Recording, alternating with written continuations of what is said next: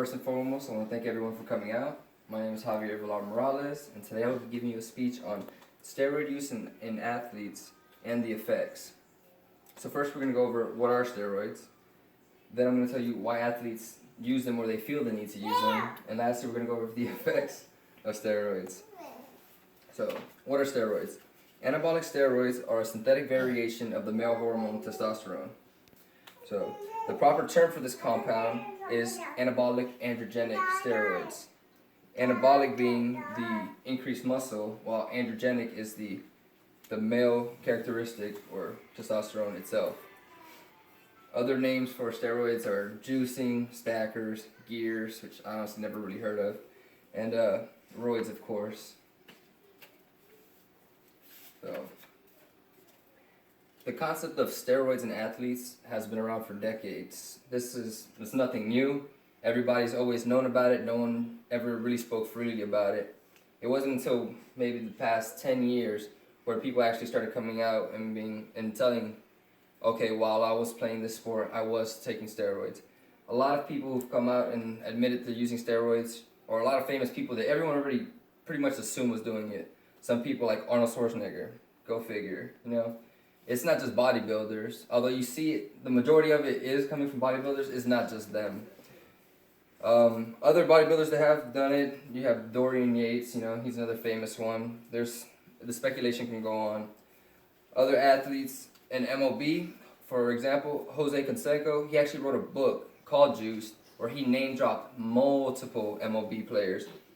Some going from Mark McGwire to athletes from the past that have been long and gone, but people still feel the need to share that it was an unfair advantage. Other athletes that have been name dropped, of course, Alex Rodriguez, 7-time Tour de France winner, Lance Armstrong, he was doping. Some other famous ones where you've seen, like Eddie Guerrero, who they assumed that the reason he died from the drug overdose was because of his use of steroids. He started using opioids to help him sleep and get through the irritability from the steroids.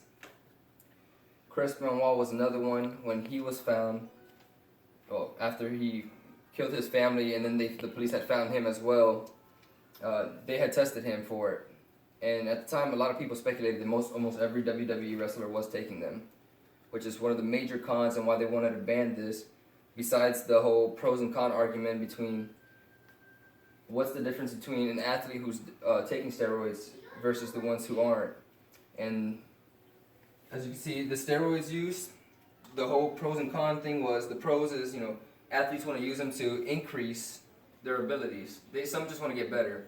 Some can't build muscle, or some can't get better at their sport faster than others can, which is why they turn to steroids in order to help them. They want to increase the competition among other athletes. Do I necessarily agree that that's the right way to go about it? No, but to each his own, correct? Then you have, they use specialized equipment training methods as well. That's not just, the comparison comes from what's the difference between me and you both running on flat ground, same elevation, versus me going to the top of a mountain and training up there at a higher elevation, which is harder for me to breathe. Eventually, I'm going to be able to breathe at that elevation, so when I come back down, I'm going to run faster than you, no matter what. So what's the difference between you doing specialized training versus me taking steroids to make myself better at ground level? That's a lot of things. That's the major back and forth that they have, is the unfairness between athletes and steroids. Now, see, some of the effects of steroids, short term, would be paranoia, extreme irritability, delusions, and impaired judgment. Long term are a lot more deadly. You have kidney failure, you have liver damage, you can enlarge your heart, and even at the age of 19, 20, you can have kids having heart attacks. They'll be having strokes from the enlarged heart from the use of steroids. Now, the effects in men, I feel are a little bit worse than women, but you get shrinking testicles, decreased sperm count, baldness. You can develop breast from taking steroids, and of course you have the increased risk of prostate cancer. For women, The growth of facial hair is inevitable. You will grow a beard eventually. You can also have male pattern baldness. It could end your menstrual cycle or change it significantly, which could also kill you. And of course the deepening of the voice, which if you ever meet a female who's taking steroids, you will know. But overall, these are just some things about athletes and steroids and the whole back and forth on whether or not they should be allowed. And I thank you all for coming out. This concludes my speech.